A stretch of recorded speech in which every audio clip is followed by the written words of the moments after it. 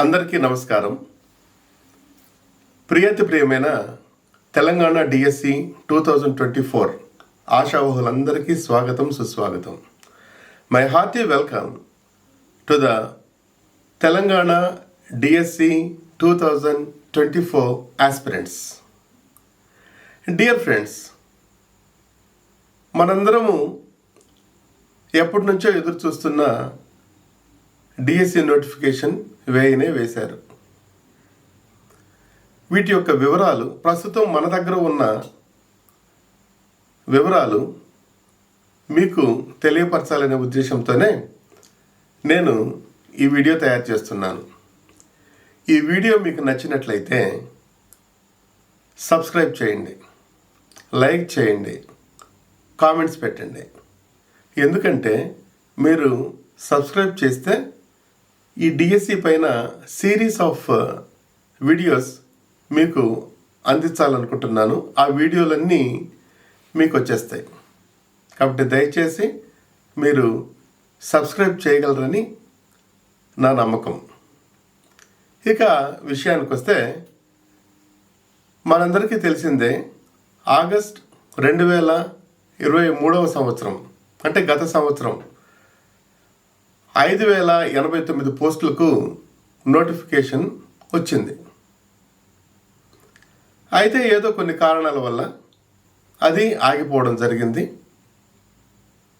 ప్రస్తుత ప్రభుత్వము ఒక మెగా డిఎస్సి నోటిఫికేషన్ వేయడం జరిగింది.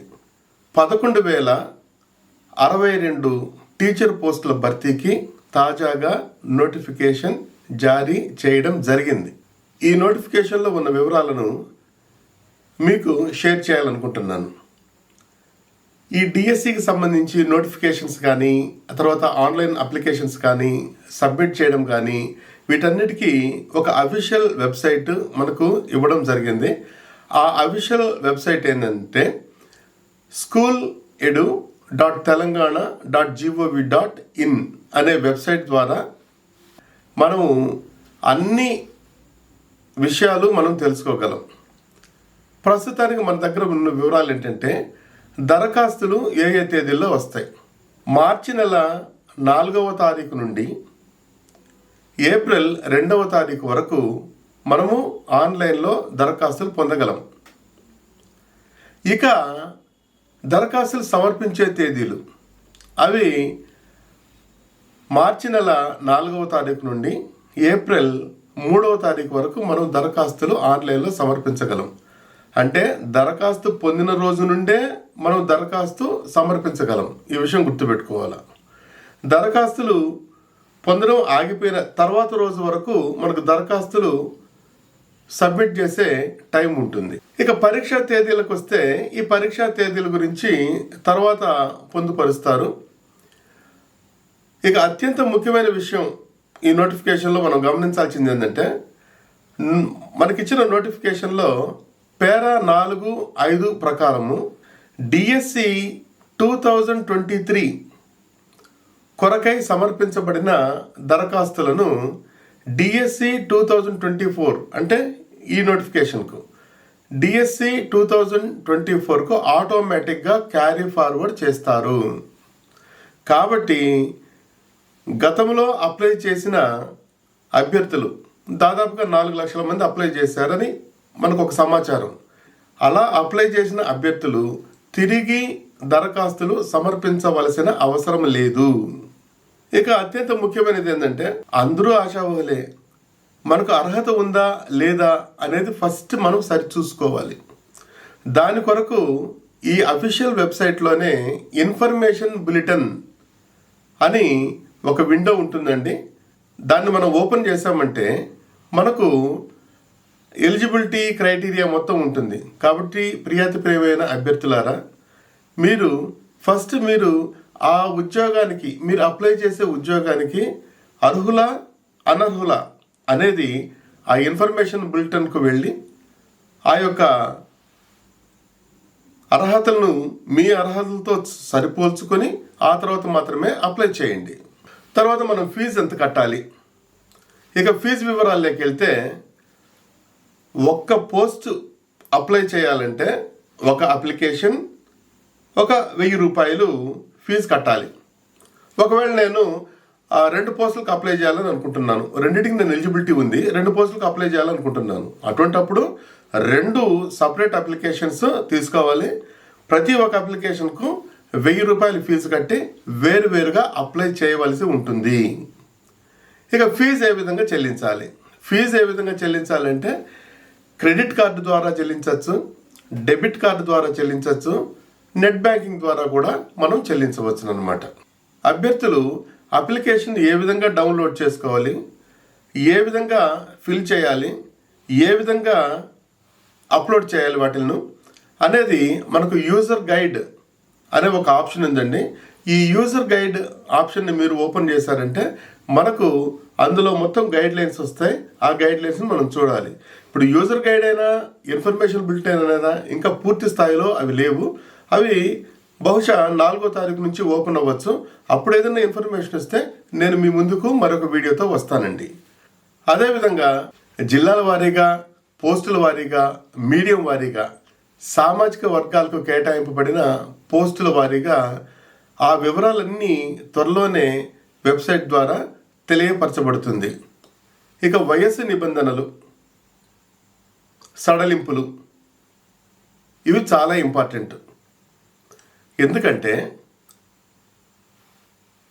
ఒక అభ్యర్థి వయసు 18 సంవత్సరాల నుంచి 46 సంవత్సరాల మధ్యలో ఉండాలి అని ప్రభుత్వం నిర్ణయించింది. అయితే ప్రాతిపదిక తేదీ ఏంటంటే జూలై 1వ తారీఖు 2023వ సంవత్సరాన్ని ప్రాతిపదికగా తీసుకున్నారు. డియర్ ఫ్రెండ్స్, గుర్తుపెట్టుకోండి, ఏజ్ పరంగా మేము ఎలిజిబిలిటీనా లేదా అని నిర్ణయించుకునేటప్పుడు మీరు ప్రాతిపదికగా తీసుకోవాల్సిన డేటు జూలై 1వ తారీఖు 2023వ సంవత్సరం. ఆ సంవత్సరానికి మాత్రమే మీరు ఏజ్ క్యాలిక్యులేట్ చేసుకోవాలి. ప్రస్తుత సంవత్సరానికి మీరు ఏజ్ క్యాలిక్యులేట్ చేసుకోకండి. అంటే ఒక విధంగా చెప్పాలంటే 46వ సంవత్సరం క్రాస్ అయ్యి ఒక 6 నెలలు అయినప్పటికీ హీ ఈజ్ ఎలిజిబుల్.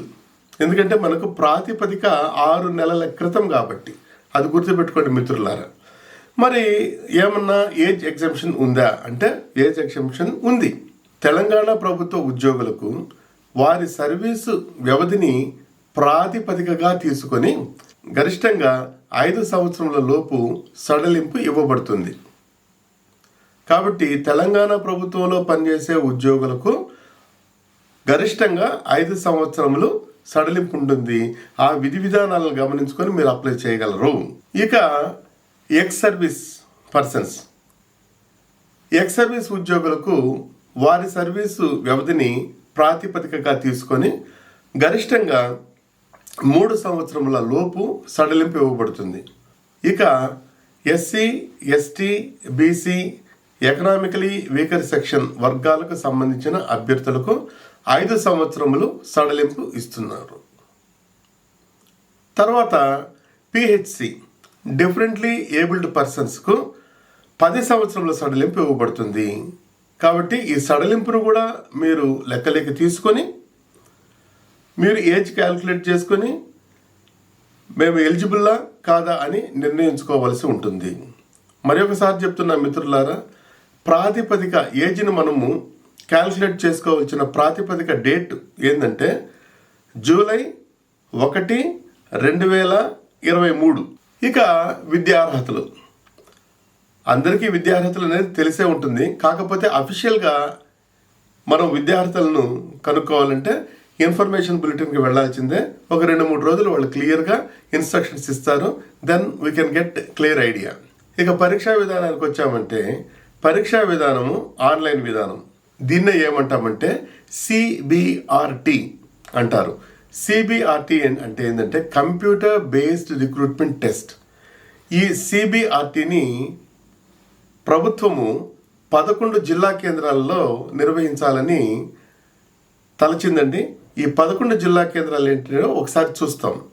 అవి మహబూబ్ నగర్, రంగారెడ్డి, హైదరాబాద్, మెదక్, నిజామాబాద్, ఆదిలాబాద్, కరీంనగర్, వరంగల్, ఖమ్మం, నల్గొండ మరియు సంగారెడ్డి ఈ 11 జిల్లా కేంద్రాల్లో CBRT అంటే కంప్యూటర్ బేస్డ్ రిక్రూట్మెంట్ టెస్ట్ను నిర్వహించదలుచుకున్నారు. ఇక పరీక్షా కేంద్రాలను మనం అప్లికేషన్లో ఏ విధంగా మనం పొందుపరచాలి? ఈ పరీక్షా కేంద్రాలను అభ్యర్థులు ప్రాధాన్యతా క్రమంలో పొందుపరచవచ్చును.